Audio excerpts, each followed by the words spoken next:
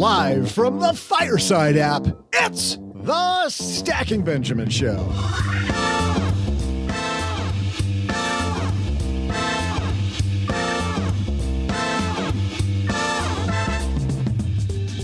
I'm Joe's mom's neighbor, Doug, and what's the future look like for banking and investing?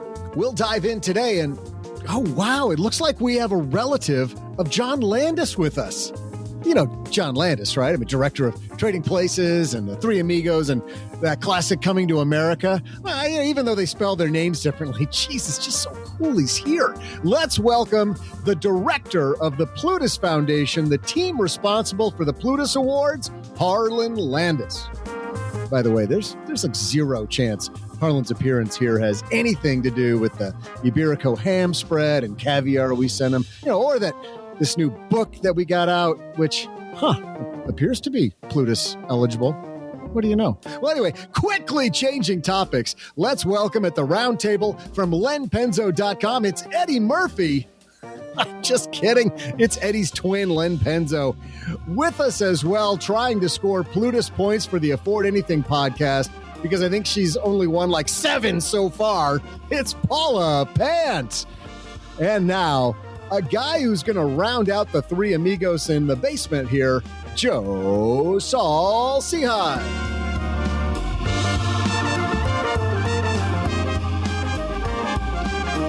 Welcome to Podcasting for the Math Challenged, everybody. Doug, isn't it 5 amigos? I think it's 5. I don't know if we're all friends. I have no idea what your relationship is 4 amigos like. and a senorita? I don't know. Hey, everybody. Welcome to Not Sure of the Terminology podcast. Did you just gender her? I don't know. In another language? I have no idea what I did. It's just another episode. It's another Friday on the Stacking Benjamin Show.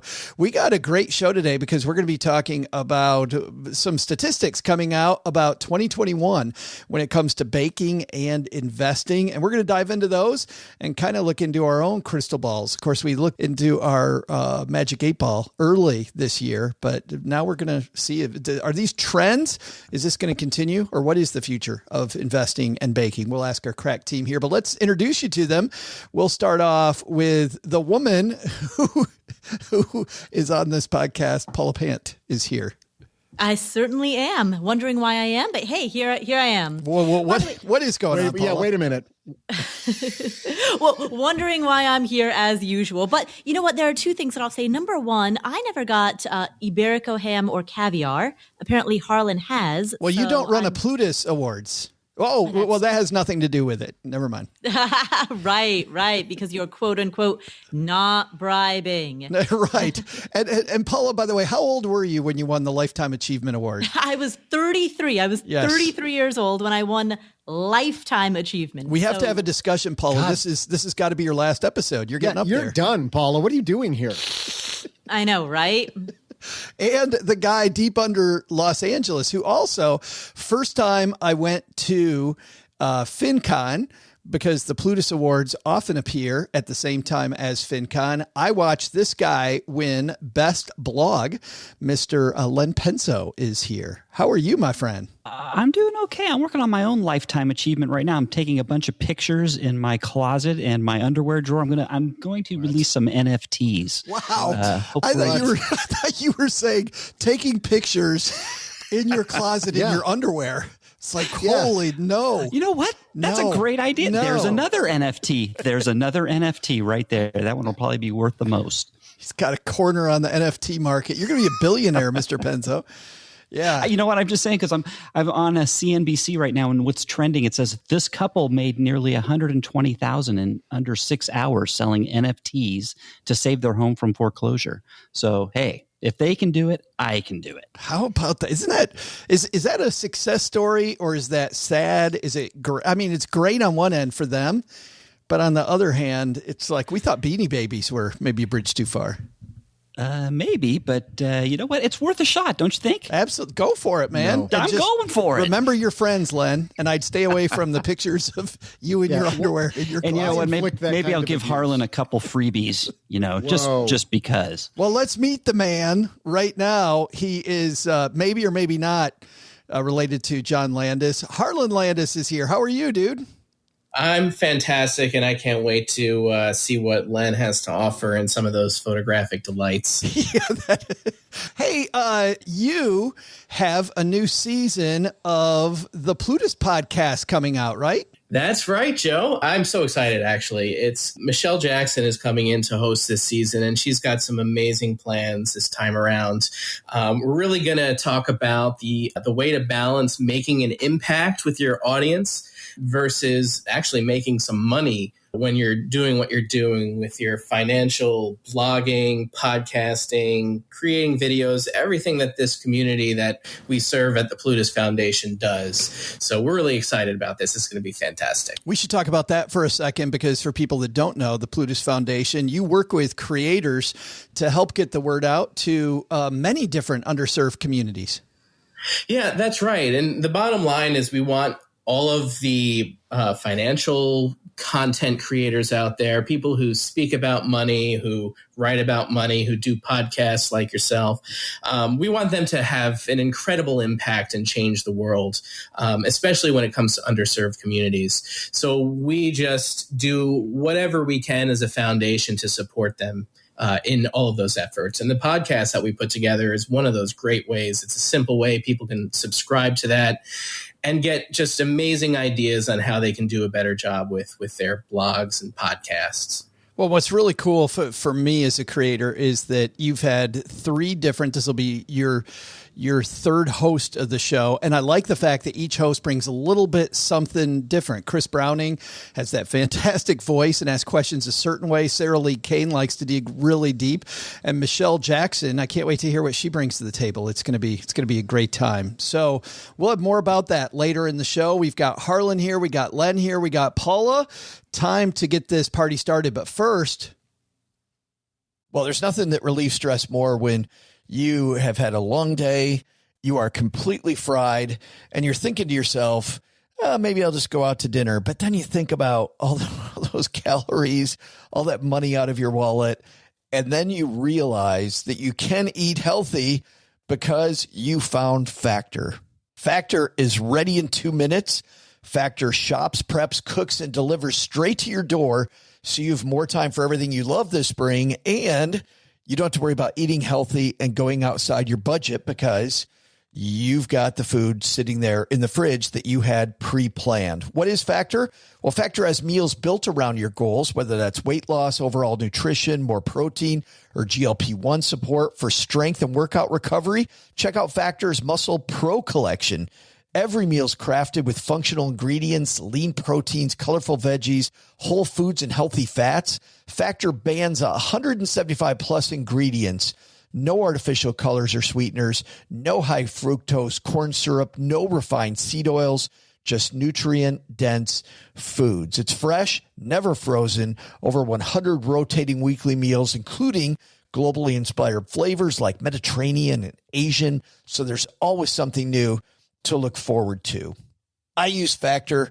I think you're going to love it too. Head to factormeals.com/SB50off, stackers, and use code SB50off, and you're going to get 50% off and free daily greens per box with new subscriptions only while supplies last until 9/27/2026.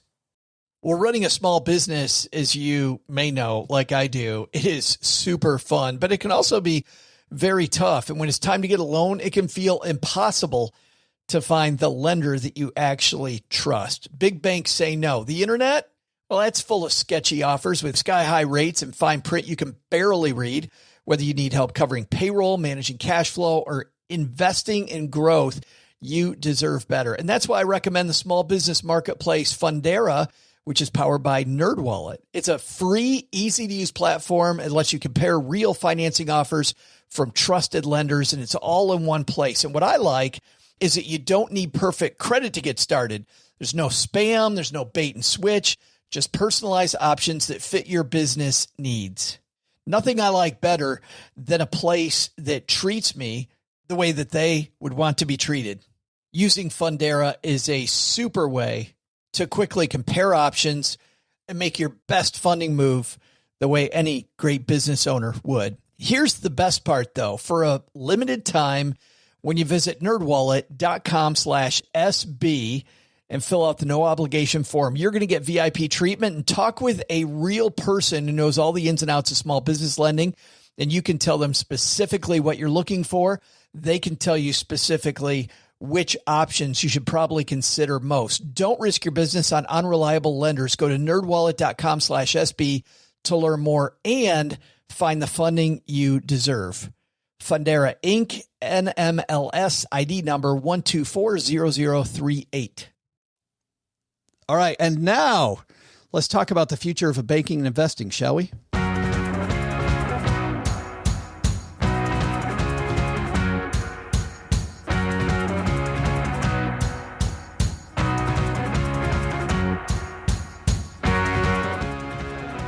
Joe, what is that music?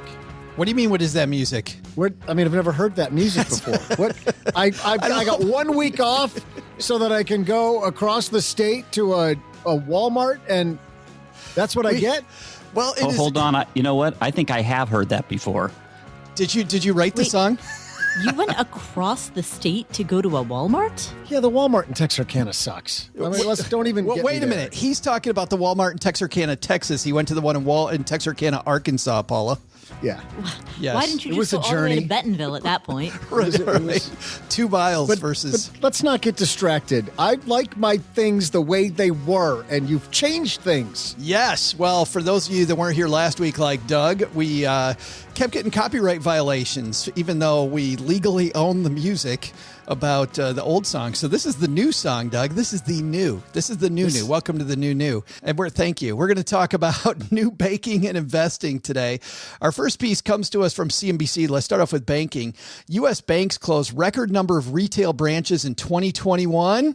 I'll let you guess. Who shuttered the most? Okay, you already know it was Wells Fargo, of course. Shuttered the most branches. U.S. banks closed a record number of retail branches in 2021. On net, U.S. banks shuttered 2,927 branches, according to S&P Global Market Intelligence data. Wells Fargo closed 267. Let's dive into this topic. Paula, how about this? Does this surprise you? A lot of banks, a lot of brick and mortar going bye-bye in the banking industry? Nope. Frankly, if there's anything that surprises me, it's that it took this long for it to happen. Online banking, mobile banking has been huge for a long time. And the fact that we had as much brick and mortar as we did, it's a legacy that was on its way out, and the pandemic only accelerated that trend. All right, let's see if our other panelists agree with you. Mr. Penzo, surprised? I'm not surprised, but gosh, it's a trend that I'm a little concerned about, just because, sometimes it's nice to actually go into a bank if you need to talk to somebody in person. You get that personal touch. Is that just an old guy thing? I mean, is that just I got to take my pennies from the piggy bank and go in to visit the teller? I don't know. It's just nice to have somebody you can actually in person talk to. I mean, it's no big deal. I mean, online is great, and it makes sense that they're downsizing. But boy, oh boy, can't we have a little personal touch still going? Harlan, how about you? Surprised by this? Yeah, not surprised, and not surprised that Wells Fargo is leading this either, because I know that when I walk around my city, I see there's just too many Wells Fargo branches as it is. I mean, you walk down a city block and you see one on every corner almost. It's almost like Starbucks. So there's no surprise to me that Wells Fargo is leading this in terms of number of branches closed, but it is time. It took me a while to get into the habit of just not going to a branch. I love technology. I've been using ATM since forever, of course, and, deposits, everything's mobile now, and it's fantastic, and I love it. And I think that is the way that things go. When I realized that I had to actually walk into a branch to open a new account somewhere rather than just take care of the entire process online, I was stunned, because this is supposed to be, the 21st century. I was surprised that they made me do this, and you didn't want to go into the branch. You're the opposite of Len. No, it's time for the branches to just disappear. Like there's a couple of things that I still will need to do in a branch, and I guess it's like a cashier's check and things like that. But maybe there's another way to set this up. Maybe we don't need bank branches at all. What is a customer service? Len was talking about customer service.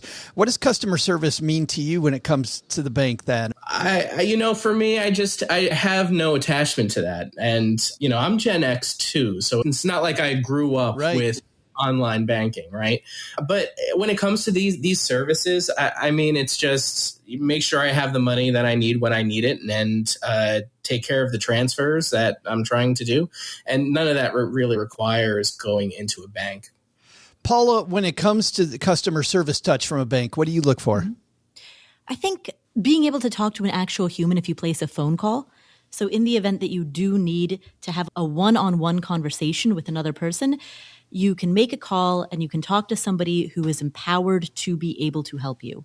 I think that's a personal touch that does not require a brick and mortar establishment that can still allow banks to have a really good relationship with their customers. I would think keeping the app clean then, like if you and Harlan are right, then just make sure the app doesn't mess up during the transaction. I was trying to buy some plane tickets the other day on Delta Airlines, and I was having a heck of a time with errors that the actual app was making.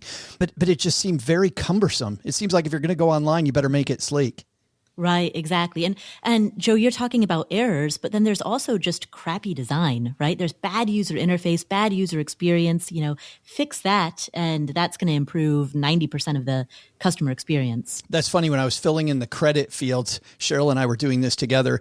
The first thing it asked for was my credit card number. Second thing, it asked for the expiration date. Then when I went to the 3-digit code, if you hit the tab and it's supposed to just go to the next field, it defaulted to the little I that you click for information if you're not sure where to find the CVV number instead of the field. And I thought, this is Delta Airlines we're talking about. How do you mess up having the tab go to the field? Yeah, it's just lack of people who are using it and providing feedback. But if you and Harlan are right, that's going to be the difference between keeping customers and not keeping customers in the future. Because to Len's point, there's no human touch anymore. Absolutely. And I think that if you look at other industries, look at Airbnb versus VRBO, right? Which now likes to call itself Vrbo. The idea of renting out your home to people who are vacationing, that idea is not new. It's been around forever. But Airbnb gave it a slick user interface. They gave it an intuitive, easy to use app. And so all of a sudden, it dominated that field, a field that had existed for decades prior. It became the dominant force to such an extent that its brand name became synonymous with the act itself. And so that's one example of how across many different industries, we see that the company that can create the slick, intuitive, user-friendly app becomes the company that dominates. And banking, I think, is no different. Yeah. So you're saying, Paula, we don't need the human touch. We just need a really good interface. Exactly. Yeah. I know a kid who he was getting ready to go off on his own, graduated college, time to start his new life, set up his own bank account, and he was forced to go into a branch to do that. And it was the last thing he wanted to do. It just seemed like he went back, 20 years. And I think there's an active movement towards avoiding that human touch. Paula jokes all the time with me. She's like, I don't use my phone to talk to anybody. Right. It's true. It's true. Like, it's not so much a phone as it is a mobile computer that happens to have a telephone mechanism. A voice system, which gets cobwebs. If you told somebody like 30 years ago that the thing least used on your phone would be the phone, that's a whole different world. Harlan, I want to come back to you because what's interesting when we talk about inclusion, especially through the eyes of the Plutus Foundation, there was a study that Capital One did recently. Of course, Capital One, big time online banking. They've actually opened up just a few centers where people can walk in some major cities across America. They did a study recently that showed that if you're somebody that has bad credit or a small bank account, you prefer to not talk to any humans. But if you're somebody that has lots of money and you're worried about wealth management, you never want to talk to a computer. You only want to talk to a human. Well, number one, does that resonate with you? And number two, is that kind of the parsing we're going to have to do? Know your customer a little better? It does to an extent. I think wealth management and basic retail banking have different clientele, and those clients have different needs. I know that I do have a private banker as well, and most of the time I'll reach out to him. I'll just shoot him an email and say, hey, I'm looking to do this, or this. And he'll say, either, all right, I'll set that up for you, or just go to the app and take care of it. So, there's a balance there, right? And I think when it comes to the inclusion side of things, I totally understand where that Capital One report is coming from. I think it's spot on.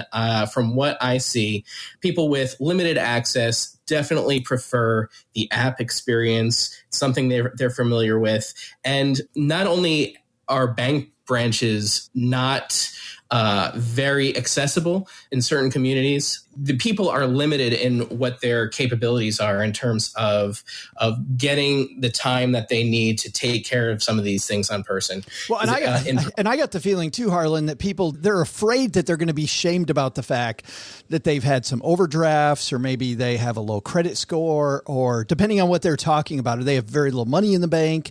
They feel this sense of shame about it, that, we've cultivated this by not talking about money for so long. Yeah, that's exactly right. I think there is a lot of shame. There's been shame about money for just, such a long time. And that's just a result of generations and generations of people not speaking about it. And so that has translated into this feeling that money isn't something that we discuss. And thankfully, over the last 20 years or so, money has been something that people have become more and more comfortable talking about, especially with the online communities, things that afford you some level of anonymity, so that you can talk about things freely without feeling that you are being shamed for your financial situation. Yeah, but I think there might be some human training that also could be done there so that we don't feel that way. Well, of course, that's what we're all kind of in the business of doing, aren't we? Len, I want to bring you back into this conversation because you're the guy that brought up at first, hey, I'm missing the human touch. Is there a middle ground? You think Capital One is getting it right there? I don't mean for this to be a Capital One commercial, but do you think that that's the future of banking? We kind of parse what the customer's looking for and give them human on the app versus computer, or what they want? Yeah. I like what Capital One's doing. Again, this is not to be a commercial, but actually I've visited some of their latest banking. Yeah. Those things they have, like where they have a coffee shop. Yeah. Like there was one in Glendale that's really nice. I mean, and I went in there and it's really cool. You can sit in those places. You can sit there, have a cup of coffee. It's really relaxed. There's couches and it's very inviting. There's people there you can talk to. And one thing about this personal touch that I think is important is, especially when you're younger, you don't know what you don't know. And it helps when you're talking with maybe a banker. They can actually draw things out of you. They can ask questions from you and they can teach you things just by asking questions, and you can learn from them. For example, you're opening up a checking account with them and they can start asking, well, hey, have you considered college savings plans? Have you considered an IRA? Have you considered, getting a personal loan for stuff or lines of credit? I mean, they can draw things out of you, and if sometimes you don't know what to ask in the first place. So, I mean, and those are kind of great environments, very inviting, very relaxed. And it'd be nice if, more banks were that way. Well, to close out this half of the conversation, I'm going to stick with you, Len. So when we talk about the future of banking, you were in on the conversation we had about the secret financial lives of Americans. Remember that one about people crying about their money and all the people reporting that they've eaten out of a dumpster before? And, and some of those really disturbing numbers.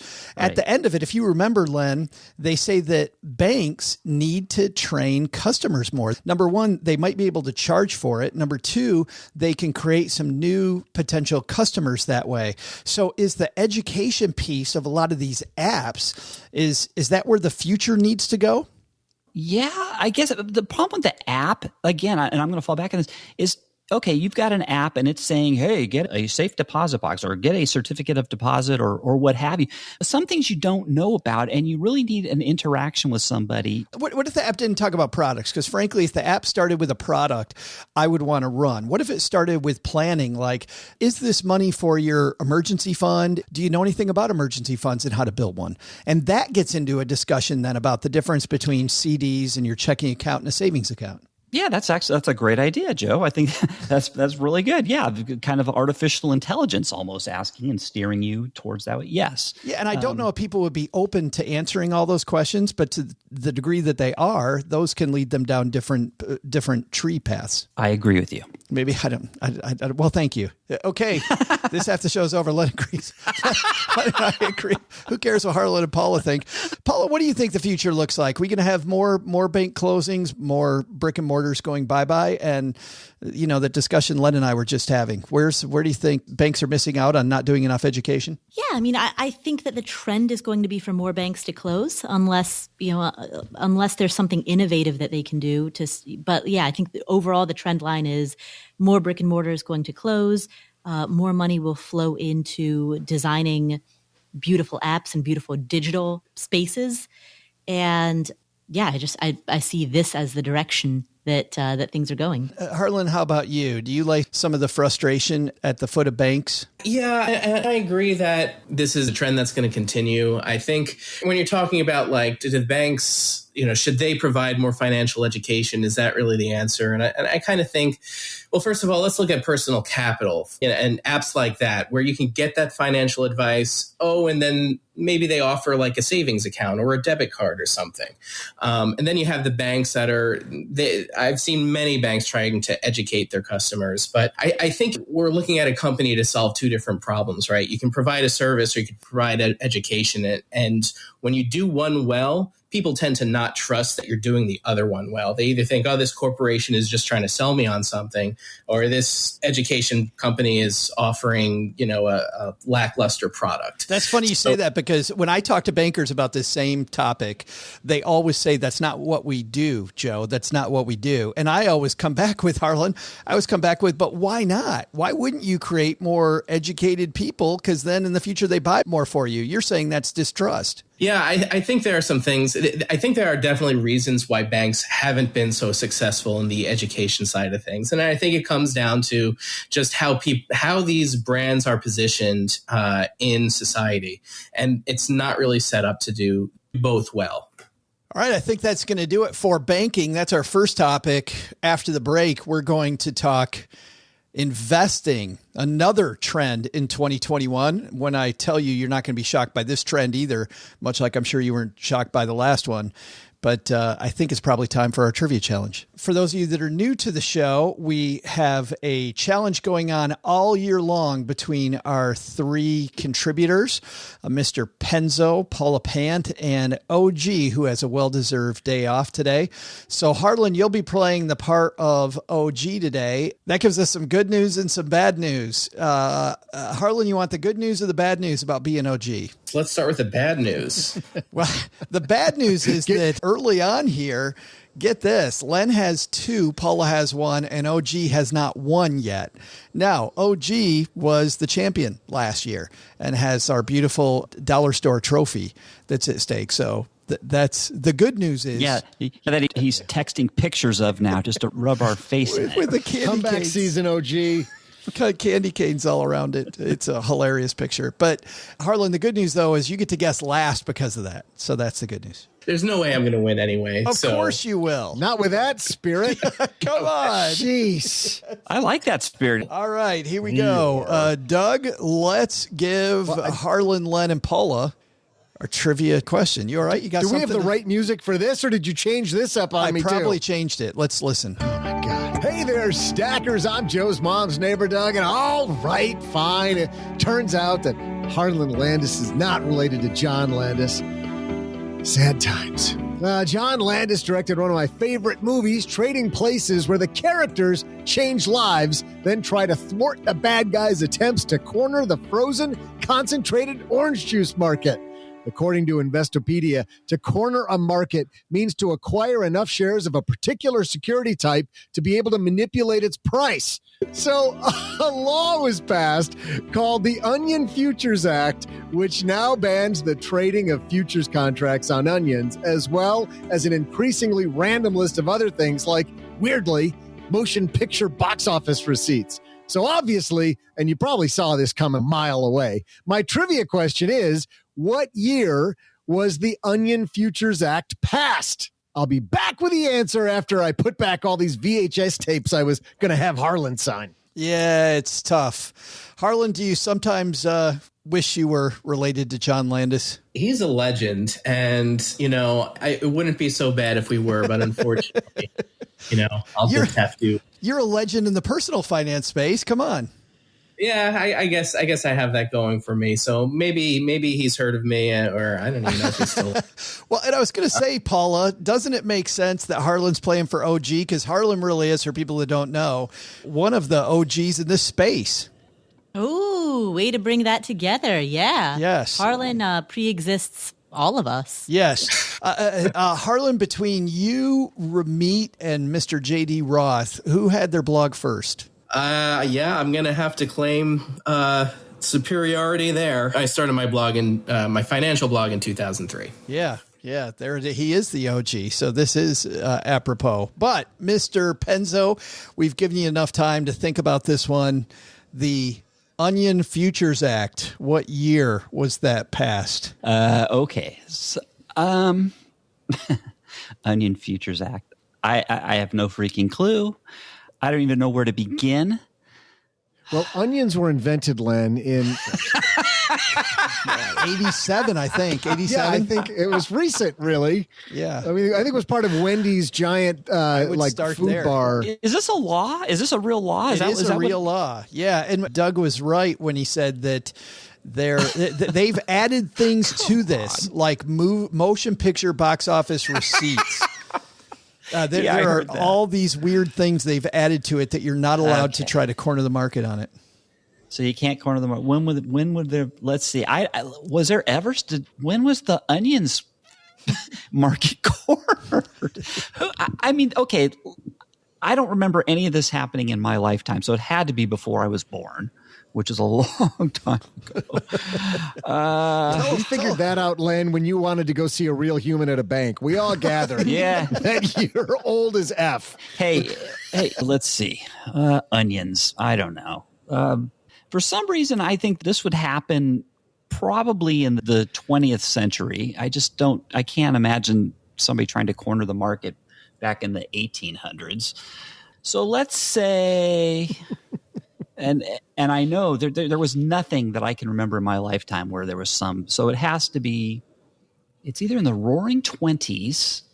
You would think that's when that would happen, when things are really going great. Or maybe it was during World War II. People were playing shenanigans with that. I should have left an hour for the trivia. Speaking of shenanigans. Yeah, we just lost both of our listeners, I have no Joe. clue. I have no clue. I'm going to say 1949. 1949. Well, Paula, what are you going to do with that? It's so strange to go second. Welcome. Wow. This is what it's like. Welcome. The second chair feels warm, doesn't it? It's actually the hardest position, I think, Paula, being from the second position. I'm going to go with a big gap. I'm going to say 1888. 1888. Well, Harlan, is it before 1888, after 1949, or somewhere in the middle? See, my mind goes to the Great Onion Famine of 1900. That big worldwide event that everyone knew about. Potato. I remember Grandma telling me tales of that, reading me bedtime stories. So, I think like the whole commodity stuff, I feel like that was a post-World War II kind of thing. Well, I got to ask, wait a minute, before you give your guess, you talked about the Great Onion Famine in 1900. When we're old, are we going to be telling our kids about the great toilet paper outage of 2020? So. Absolutely. It's already in the history books. So, yeah, I think so. Yeah, I would say something like in the 50s, though, like 1957. 1957, Harlan says. So we've got 57, 49, and 1888. Doug? Yeah. Well, I mean, Len thought for so damn long that gave everybody else, all the time they needed to Google the hell out of this topic. So I there's no way we don't have a damn near close answer here. All right. Well, no. We would like to do the trivia answer, but we don't do that. We'll be right back. I had a breakfast mentoring meeting yesterday with a young woman who was just amazing. She is graduating from college with a degree in wealth management, and she reached out hoping for some pointers. And listen, if somebody's in Texarkana and wants to go into this beautiful field of personal finance and helping people get their money together, that is incredible. But even more incredible is how she reached out, how she was trying to network. And I was having a discussion that finding the right person and avoiding the wrong person for a role, that's what can make or break an organization. And we just don't see that many qualified people. So how do you find them? Well, Indeed sponsored jobs is a boost whenever you need to find quality talent. If you're hiring, Indeed is all you need. You can stop struggling to get your job post even seen on other sites. You'll match with quality candidates with Indeed's sponsored jobs. Get matched with and hire quality candidates who can drive the results you need. Reach candidates who meet your specific criteria like skills, certifications, or location. It drives me crazy when I'm matched with all kinds of people who aren't a fit. I don't have that kind of time. People are finding quality hires on Indeed right now. In the minute I've been talking to you, companies like yours made 27 hires on Indeed, according to Indeed data worldwide. Sponsored jobs posted directly on Indeed are 95% more likely to report a hire than non-sponsored jobs. Spend less time searching and more time actually interviewing candidates who check all the boxes. Less stress, less time, more results. When you need the right person to cut through the chaos, this is a job for Indeed sponsored job. And here's what's cool, Stackers. You're going to get $75 in sponsored job credit to help get your job the premium status it deserves at Indeed.com/podcast. Just go to Indeed.com/podcast right now and support Stacking Benjamins by saying you heard about Indeed right here at Stacking Benjamins. Indeed.com/podcast. Terms and conditions apply. Hiring, do it the right way with Indeed. All right. Looking at these, Mr. Penzo, you kick things off with 1949. You feeling pretty good? Yeah, I'm feeling good. Yeah, because what was Paula? 1888. Oh, yeah. I'm feling good. You don't know this, but good. 1888, the year the Onion became great. You never heard that in elementary school? That gets me all the way into the roaring 20s. That I am good. Yeah. I'm good. Paula, 1888. If it's 1640, you're going to be the winner. I mean, I feel good because I've just captured the bulk of the downside. So I've got a wide swath. Well, speaking of that, Harlan, if it is 1980s, like we were joking, you've got it with your 1957. Yeah, I don't feel super confident, but I don't know. Thinking after World War II. Well, is Len going to pull further ahead? Paula going to go into a tie for first, or is OG finally going to get his butt in the game? Let's listen. Hey there, Stackers. I'm Orange Juice Concentrate Trading Whiz, Joe's mom's neighbor, Doug. It was two onion traders. Everybody knows this story. Sam Siegel and Vincent Kasuga, who bought 30 million pounds of onions in Chicago, but then changed course by threatening to flood the market with their onions if onion growers didn't buy their supply, creating what's called a corner of the onion futures market on the Chicago Mercantile Exchange. The resulting regulatory actions led to the passing of the act. So my question was, in what year? They cornered the onion futures market in 1955, and then it was August 28th of 1958 that the Onion Futures Act was passed and still remains in effect today. That means Harlan/OG is our winner. Hey-o! Well, look at that. Yeah, Harlan. Wow. Harlan knows he gets a really huge prize for winning. A big pat on the back. Yeah. I was way off. I thought the prize was going to be Len's photograph, so I was really hoping. Hey, you never know. Paula, Harlan. You never know. whenever we do trivia, I'm sitting here, I'm doing all the research, I'm crunching the numbers, I'm crafting this highly tuned trivia question. But Okay, then as you Paula. guys are answering, I'm typing out like your answers and I'm doing the math to figure out how far off is this person or that person. And Len answers 49. And, I wrote in parentheses next to that, 9 years off. And on Harlan, 1957, don't have to type anything for him because he's damn close. And then Paula, 1888. I couldn't do the math that fast. I just typed load off. That's so damn far. I'm not even going to get out the calculator. Wrong century. It's like that show, but it's like the movie Major League where what Wild Thing, the pitcher pitches it like over the backstop and the guy goes just a bit outside. Yeah. Well, you know what? That's sweet for OG because, he got robbed. Was that last week? I don't remember what the question was, but he was only off by 2 and he lost. He did. If I remember correctly. He did. Yeah, that was 2 weeks ago. Yeah, he got Chelsea Brennan and lost. Yep. But it took Harlan Landes to bring him back into the game. So nice job, my friend. This is all for OG. You're the wind beneath his wings. And by this is all Harlan says that's all he's really going to do for OG. Like ever. That is it.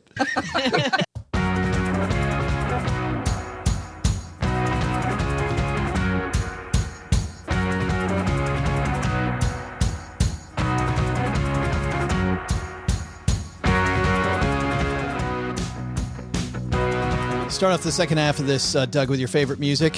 Second half brought to you by Magnify Money.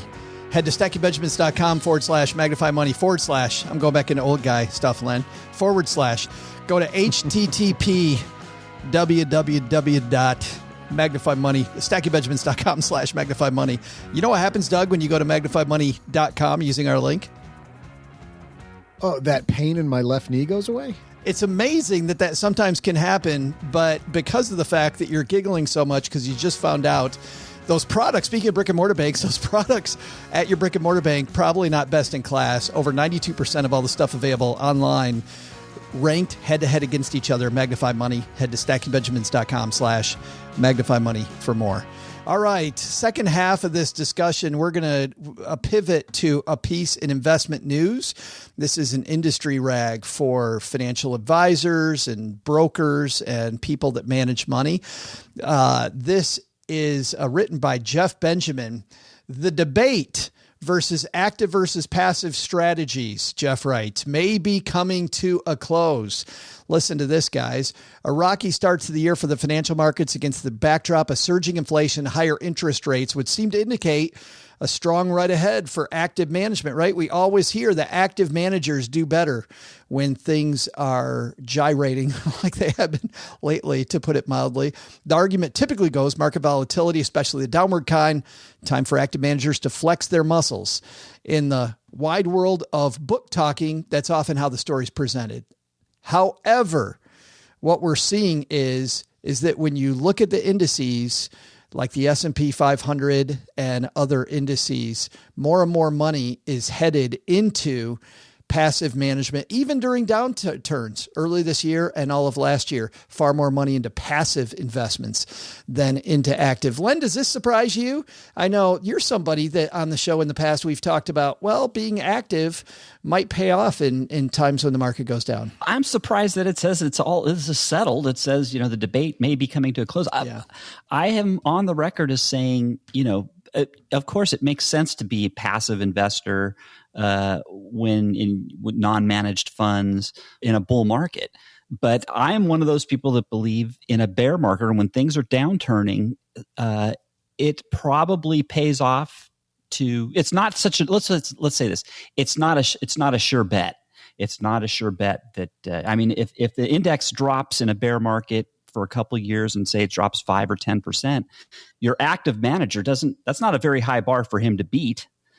So I'm for active managed funds in that regard. Brian Shipley, co-chief executive at Aranick, Messina and Associates, says that if you do enough time researching and allocating, you can actually do well. He says the data says you have about a 50-50 shot of beating benchmark after fees. He said, every year we do a study on ourselves because we want to be sure we're adding value to our clients and the managers we approve for our clients. He said at worst, 2/3 of our managers beat their benchmark after fees. And at best, 80% have beaten their benchmark after fees. Paula, this doesn't line up with your thinking at all. Well, I mean, I think the best quote that he has is, if you're looking for risk management, active management is a source of risk, not risk management. Oh, you like that one.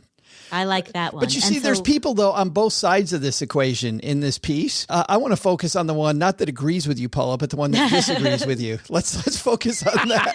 Well, so I say that in order to highlight that you can cherry pick some performance data over a limited period of time, but that doesn't inherently address the risk involved in getting that performance and what that risk represents over a very long-term aggregate average. Well, and it's funny, Paula, you're right. I think there is kind of a little bit of smoke and mirrors going on here, because I know as a former financial advisor, we would always use benchmarks that weren't the S&P 500, right? Because with the theory being, and I think rightfully so, every person's not taking the risk that the S&P takes. Like if I don't need that type of risk, why would I call that my benchmark?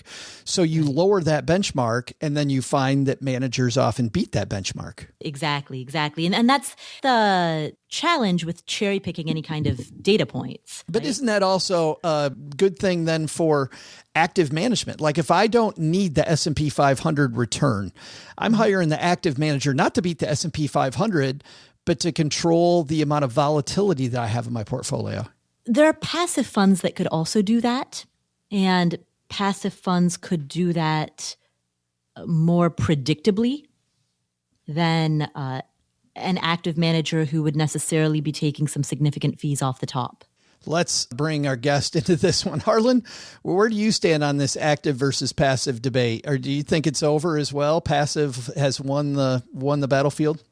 Oh, it's not over. And I think it's not over because there are people who will not let it die because it's their living, it's their job. Active money managers have this, have a say in having people invest with them. And that's fine. I'm kind of probably between Paula and Len here in terms of what I think, my approach is. So I use a mix, right? I have passive funds. However, they're in active managed accounts, and my money managers hate me for that because they're always calling me. They're saying, how come you don't want to trust our advice here? The emails are subjected, account underperformance. And it's like, I need your attention. You need to change your approach here. And active money managers have this great, when it comes to cherry picking, this great thing where if the funds aren't going well, if one money manager is dealing with, just loss year after year or underperformance year after year, they just close the fund and they don't talk about it anymore. It's the active money management business survives on survivorship bias. So it's a way to pull the data to make those funds that beat the market appear like it is the norm. And you're talking about 50%, this one quote in the article here, 50% of them beat the benchmarks. Well, you never know which 50% that's going to be. So, and that's the key right there, is that you have no idea. Right. And so you can go ahead and do that, and it's probably fine. And the rising tide is going to lift all ships, and things will generally work out okay. But if you're the type of person who wants to optimize every little detail, I think you really can't go wrong using passively managed ETFs in a taxable account or funds in your retirement accounts. Paula, we had a listener in the basement, our Facebook group, who said something recently that's a myth that I hear so often. And it's the fact that when you start off, indexing is fine, but as your net worth gets bigger and bigger and bigger, you need active managers. And so he was worried that his nest egg was getting too big. And he said, hey, at what point do you switch from passive to active? Why is that still out there? I don't know why that myth is out there. If I had to guess, It would be a few things. Number one, it would be a reflection of people not understanding the why behind passive versus active. They might be coming to it with the assumption that passive is a parking lot, and like with the assumption that active is good, but the extent of that good is a rounding error until there's a sufficient volume of money. That might be like the implicit assumption that they're carrying. Yeah, or maybe that you have to have so much money to hire the, quote, good managers. That's right. That's another possible explanation, that there's an exclusivity, and people might assume that once they can access what is exclusive, that means they should, or that exclusivity necessarily equals better. So that's another possible reason. And then the third possible reason is a bias towards taking action. Oftentimes people want to believe that doing something is better than doing nothing, even though in the world of investing is one of the few places in which that is often not the case. You and I both talked to Robin Rigglesworth, and to some degree, dimensional advisors aren't open to anybody. You have to have an advisor. And I think there are minimums, and there's a closer line with dimensional, as you may know, to index type investing than there is with Vanguard. I mean, there's a direct link from the people that created the index fund and dimensional. And dimensional's returns historically beat Vanguards. And while they might not want themselves categorized as active, they certainly aren't picking the entire benchmark. So they are doing something, which is tweaking these benchmarks. So isn't there something to be said a little bit for the exclusivity? If you have more money, you can maybe get rich a little quicker. So this reminds me of another quote from that article, in which somebody in the article stated that the lines between active and passive are increasingly getting blurred, and that as the conversation continues to iterate and as funds continue to evolve, the delineation between active and passive, it's no longer binary. It's now more of a spectrum. And what you've just described, I think, really highlights that. Well, it's funny that you say that, Len. I want to bring you back into this discussion, because as an engineer, I think the second that somebody says the active's dead, you take an engineer who creates an algorithm, right? Who begins using machine learning to find these little divots in the market and comes up with something that creates some wins where there weren't some before. Of course. Yeah. I think Harlan kind of hit on it earlier. I liked where he said, there's no reason why you can't have a mix of active and passive managed funds in your own portfolio if you want to break that up. As a matter of fact, that's what I do. And I think I've mentioned this before, but especially where I find the active managed funds are very helpful are in niche areas that might be very dangerous for you to venture into on your own, very risky, and you might want to hand over the reins to somebody who's actually, they focus only on that particular niche. For example, I bring up mining shares, minerals, precious metals, uranium, stuff like that. It's some of the small cap and micro cap too. Yes, stuff that's very volatile where you can really get burned if you're not careful. There's high risk, so there's high chance for a high reward, but there's also chances for very steep losses very quickly. And I've shared the story a couple of weeks ago. One of my stocks that I bought this last year, I watched it go up and double, and then it's almost down 50% in a 12-month period. I've held on to it. So in that case, it's worth having, I believe, in my opinion, an active manager for certain areas like that. And that's why I do have an active managed fund for some of my miners. I also, on the side, I play around with my own and I manage myself. But the active managed mining stocks, that fund that I have, has outperformed me in the last year. So, Len, is your idea of an active manager a guy with a hard hat watching the guys dig the ore that you invest in? Yeah, well, yes. Yes, that's a good question, Doug. Yes, the fund I have for my miners, they go to the actual mining companies. They are hands-on, so they are very intimately knowledgeable about all of the things they invest in. That's something that I could never do, and I can't even, I wouldn't even attempt it. So I just feel more comfortable. It's worth it. And I think I'm going to start putting more of my money into that, giving more of my money to that active management fund. Because you trust the research. I trust the research. They know way more than I know. And something so risky, I sleep better. Harlan, I want to ask you about kind of the future of investing here, because we've seen lately, the past few years, of course, people can get in on some of these investment categories that we didn't used to be able to get in on. I asked Paula about access earlier, but now, as you know, a lot of smaller investors can buy farmland, they can buy art, they can buy collectibles. You can get into hedge funds or IPOs that you were locked out of before with a lot of these apps that are out there. Is that access a good thing or a bad thing that we're getting more and more of that advertised to us? Well, it's a mixed thing. I think it could be really great for some and really dangerous for others. I mean, access has been something that has changed over the last several decades. I mean, it used to be that you had to be rich in order to have any kind of retirement plan whatsoever, other than defined benefit with the company just kind of, creating something for you like a pension. But 401ks were the first thing to really give retirement investing to the masses once that was, kind of accepted. And just in the past 40 years after all that, I mean, it's just more and more access is given to more and more people, and more people just don't know what to do with that access. So it comes down to training and education, like we talked about earlier, and not stepping into something that's the newest and hottest thing without really understanding what it's all about. You could go so far as to talk about crypto when it comes to that. I mean, everyone is jumping on that. Everyone's seeing success, and everyone therefore thinks they're an expert. So I think that and the amount of access is something that can be dangerous.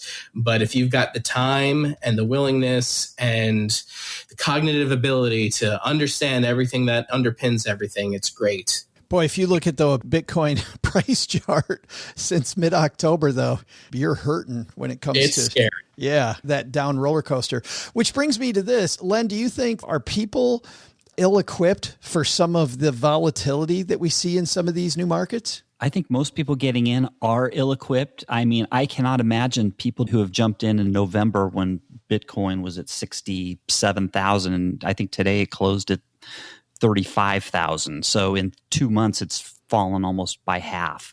So, I mean, that, when you're doing something speculative, you really need to know what you're getting into, and you really have to convince yourself that you really can handle, wild swings like that. Your convictions must be strong. If they're not strong, you're going to get shaken out, and you could really lose your shorts.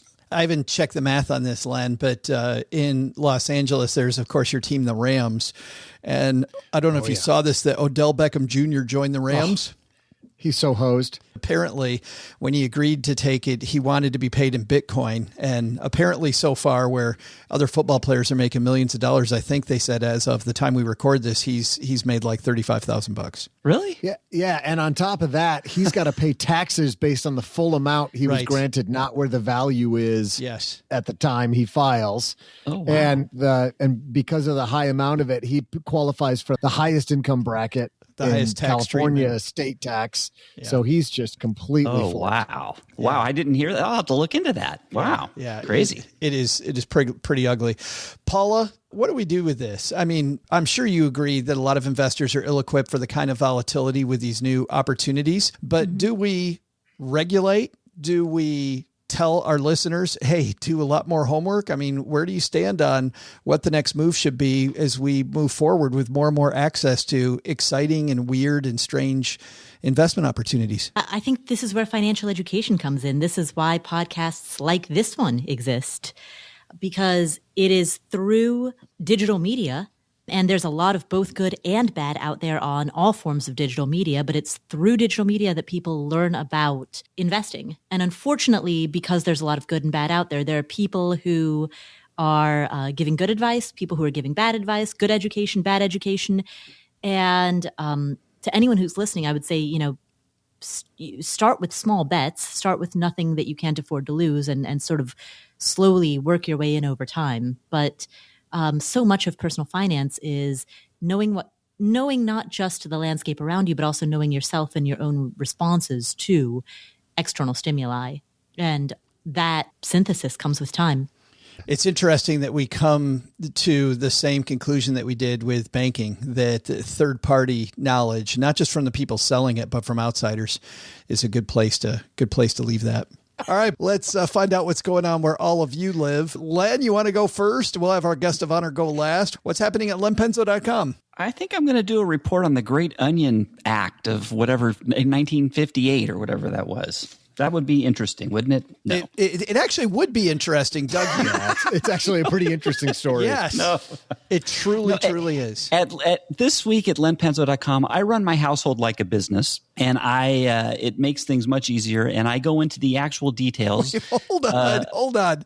Start that sentence over. That up. The honeybee runs your home as a business, not you. Well, the honeybee is the CFO of the household. I'm the CEO of the household. Anyways, I go into all that, the jobs of the household CFO, the household CEO. Oh. How many times have you been fired, Len? Hey, my options are going to qualify. They're going to go through here, and I only need another year, and I'm good. And that's at lenpenzo.com. I like that analogy, though, because, we just did a headline about Peloton, and really thinking of yourself as a company, you can kind of learn some things from these things that happen with companies that maybe shouldn't have. Yeah, well, getting organized is very important. I mean, it makes a big difference, especially when you start getting kids and you get married and you got things going on. I mean, there's a lot of things you have to do. Paula, what's happening at the Afford Anything podcast?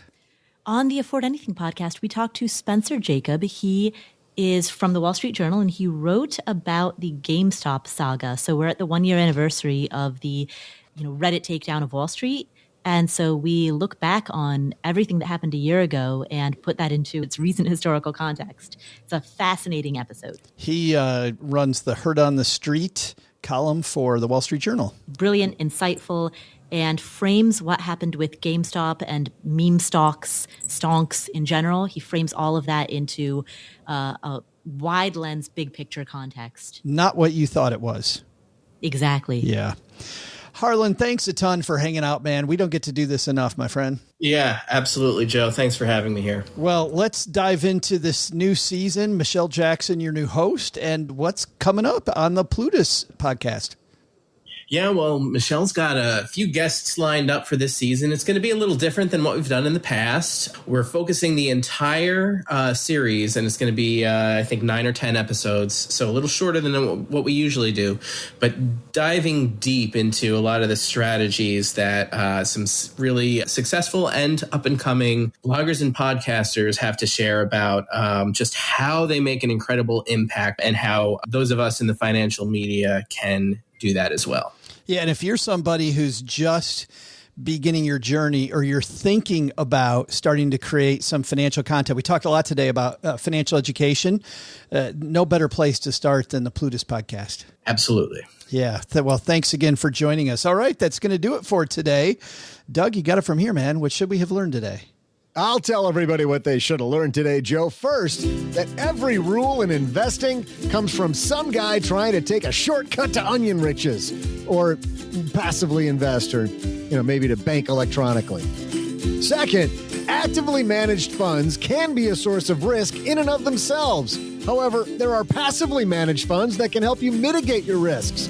Like Paula said, the line between active and passive are becoming as blurred as my vision after a few scotches. So, bottom line here is I have no idea what I'm talking about. But the big lesson, while Harlan Landes loves screaming fans, he's not a fan of being mistaken for John Landis's relative, like by me. My bad, dude. Sorry. Thanks to Paula Pant for joining us today. You'll find her podcast, Afford Anything, where you're listening to us right now. Thanks to Len Penzo for joining us. You can find Len at lenpenzo.com. Thanks to Harlan Landes for joining our roundtable today. You can find the new Plutus Awards podcast wherever you're listening to us right now. This show is the property of SB Podcasts, LLC, copyright 2022, and is written in part by Paulette Perhatch, who helps writers power their words, their work, and their earning potential with her Powerhouse Writers coaching program. Find out more at powerhousewriters.com. Thanks also to our team who made today possible. Karen Repine is our producer. Tina Eichenberg and Gertrude Smith are our social media mavens. And Brooke Miller handles the show notes and our amazing newsletter, The 201. Not only should you not take advice from these dorks, don't take advice from people you don't know. This show is for entertainment purposes only. Barely. Before making any financial decisions, speak with a real financial advisor.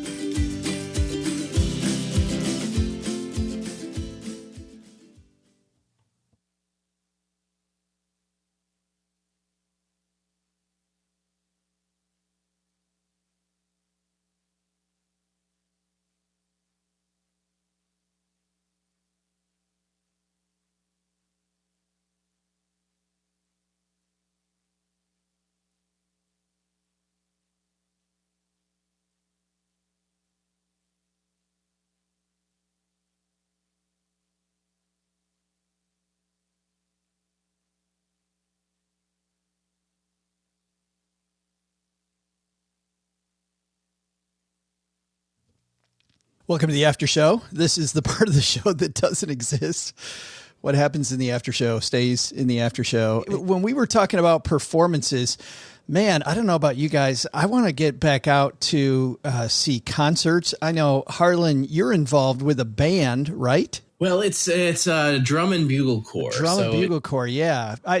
You gotta believe that. I have to believe anyway that COVID must have wreaked havoc on the corps. Oh yeah, I mean it shut everything down. Normally we go on tour in the summer across the country, and I mean there was nothing that we could do. There's no way to keep everyone safe. I mean these are kids who sleep in buses, sleep on gym floors, rehearse 12 hours a day, and there was nothing that do it. It was a way to make that happen. So yeah, shut down for 2 years. Well, I'm hoping that this summer, knock on wood, with the way that COVID's going lately, that the world opens up a little bit.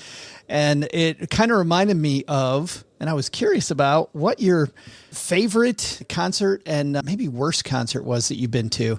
And Paula, let's start with you. You don't know movies, but do you go to many concerts? I don't go to many concerts, but I would say that my favorite one was the very first concert that I ever went to. I was 11 years old, and I was going to Disney on Ice? No. Oh. Although, would Disney on Ice be considered a concert? I would think of that probably as more not. of a show. Just a show, yeah, sorry. Selena Gomez. No. Oh, keep guessing, though. This is great. Think back to who was really popular when I was 11. Right. That's why I guess Selena Gomez, because she's only like 22. So I figured that fits right in with your age range. We should have Len guess it. Then when people start the next episode, this episode will still be going. So TLC. It was TLC. TLC. Yeah, exactly. Awesome. And worst concert you went to? There wasn't a worst in terms of the performer, but there was definitely a worst in terms of going to this bluegrass jam kind of like all day concert event in Fort Collins, Colorado. And this guy, like, he just kept chatting and chatting and chatting and chatting and wouldn't shut up. And like, so I couldn't really hear the music or like dance or get into it because there was just, it was a company that I was with rather than the music itself that created a not fun That day. sounds like a great time.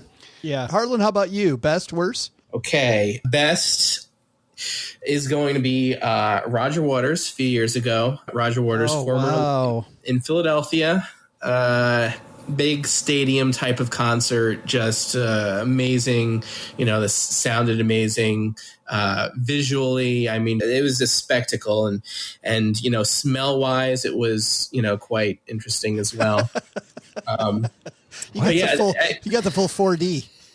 You get the full sensory experience. Yeah, that was definitely my favorite concert. Len, I would imagine you've been to a lot of concerts. I've been to a bajillion of almost all the great bands. I think there's only a couple that I haven't seen, and I regret. But probably the best concert I've ever been to was the late Eddie Money. He played the gym at Cal Poly San Luis Obispo, and this was back in the days when the gym was no bigger than, it was just like a high school gym. That's all it was. It was very small, and he rocked that place like he was playing Madison Square Garden. It was just doesn't surprise me. Oh my God, it was the best, and I've seen almost everybody. It was the most rockinest, funnest concert I've ever been to in my whole life. So Len, I got free tickets to see Eddie Money because he's always the first performer at this place in Detroit called Pine Knob. And whoever had the tickets didn't want to go, so I invited a friend of mine, and we went literally at the last minute. And I remember walking in, and we both said, I think I know 2 Eddie Money songs. This guy played for 2 hours straight, and I think I knew every song. Like, you forget how many songs this guy had. He started off as a cop. Yeah. But then he went back and did it all over. You never know it. The guy was a showman. And let me tell you, at the concert we were at, by the end of the show, people had grabbed him and they were passing him all down the gym from one side to the other. He was just being passed on his back while he was singing. It was the most amazing.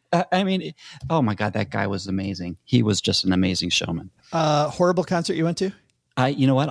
I was thinking, I can't think of a bad concert. I can't. I really can't. I think the best concert I actually went to was a comedy show. I saw Dave Chappelle do comedy, and he's just a genius.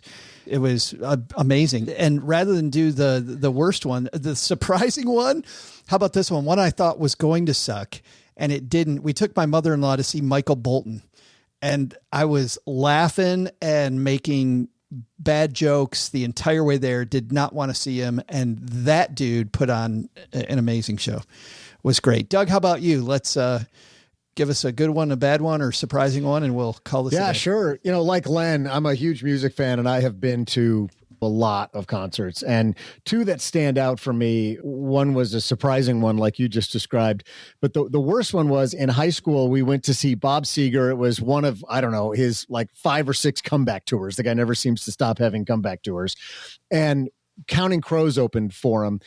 We pre-gamed maybe a little too hard. A lot too hard before that. And I saw Counting Crows. They were unreal before they really hit it big. And then I completely passed out on some girl's shoulder and never saw Bob Seger. So that was either, I don't know if that was the best or worst, but Counting Crows were incredible. And Bob Seger could have been awful, could have been amazing. Who knows? I was out for like 2.5 hours. And the best concert, nobody's going to believe this, but the best concert and the best showman I ever saw was Harry Belafonte. Oh yeah. I never expected it. I went there thinking, okay, I'm doing somebody a favor. And I was just amazed. My jaw was on the ground. That dude knew how to work a stage. That's fantastic. Someday one of these people hanging out with us is going to be telling their friends, like, the best performance I ever did was this Stacking Benjamin show that was on Fireside. It was so amazing. We'll talk about seeing Stacking Benjamins live. That's right. I was in Cincinnati. Real quick, I got to tell you, Paula were drunk the whole time. I had one more surprising one. Do you guys remember the Wiggles? I think they're still around. The Wiggles. I took my kids when they were like 3 and 5 to see them at the Arlington Theater in Santa Barbara, and that was a pretty fun concert. They're singing about fruit salad and all this stuff. It was a great concert. Wow. But at that age, I think you're starving, right? You're just starving for anything. Like, get me out of the house. Right? Yes. I'm just annoyed with Len. I need a haircut just from the time it took you to think about that answer. He has a hard time thinking while he's in his closet taking pictures of himself in his underwear. I wasn't sure if he's taking pictures of his own underwear or him in his underwear. Either way, I'm not eating dinner tonight. It's my underwear. Len starts the episode talking about his underwear and then says he wants a more personal touch. No. Good one, Paula.